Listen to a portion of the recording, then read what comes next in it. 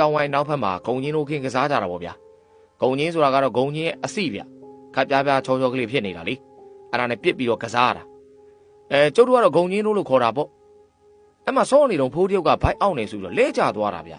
သူ့ဘိုက်ကိုလည်းလက်နဲ့ဖိထားပြီးတော့အော်နေတော့တာအဲ့တုန်းကကျုပ်တို့အားလုံး10နှစ်သားလောက်ပဲရှိသေးတာဆိုတော့ဘာလို့မှလည်းမသိဘူးပေါ့ဒါနဲ့ဖိုးတယောက်ဝိုင်းထမ်းပြီးတော့သူ့အိမ်ကိုလိုက်ပို့ကြတာပေါ့ဗျာသူ့အိမ်ရောက်တော့ပို့ဆိုးလာတာဗျဖိုးတယောက်မှငိုပြီးတော့လူလှိမ့်နေတာပဲဒါနဲ့ရွာကဆေးဆရာကြီးပဲပင့်ကြတာပေါ့ဆေးဆရာကြီးကလာကြည့်တော့လဲဘာမှသိမထူးကြဘူးဆေးဆရာကြီးကတေချာစမ်းသပ်ကြည့်ပေမဲ့လေ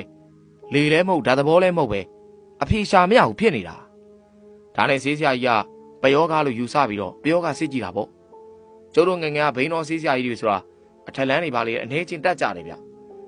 တော်ယုံဖန်းစားတာလောက်ဆိုရင်သူကုရင်ပြီးတယ်ဒါနဲ့ဖိုးတယောက်ကိုပယောဂစစ်မယ်လဲဆိုရောဖိုးတယောက်ကရုပ်တရက်၄ဘက်ကောက်ထောက်လိုက်ပြီးတော့ခွေးလိုဦးတယ်ဗျာကျုပ်တို့လည်းမျက်မြင်မို့လို့အံ့ဩနေမိတာပေါ့ဦးတော်မှတကယ်ခွေးတကောင်နဲ့တော်တော်ကိုတူတာဗျာကျုပ်ပြအဲ့လိုဦးရက်မှာတော့မဟုတ်ဘူးဒါနဲ့ဆေးဆရာကြီးကကျိန်းမောင်းလိုက်တော့မှဦးတာရက်ပြီးတော့ခွေးတိုင်ကလေးငုတ်တုတ်ထိုင်းနေတာ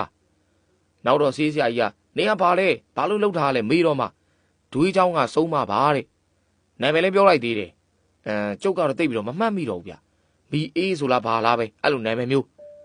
သူကအမဲသားစားခြင်းလို့ကလေးကိုပြုစုထားတာတဲ့အမဲသားလေးပိတ်တာကိုမကြက်ကြက်ကင်ပြီးတော့သကောတဲ့ထက်ဖတ်ရွက်ခင်းပြီးတော့ထမင်းမောင်ပုံပေးပါတဲ့ပြီးတော့ဖျားငုတ်တို့ဂုံသားကိုနိုင်အိုင်းသွင်းကြလောက်လာချပေးပါတဲ့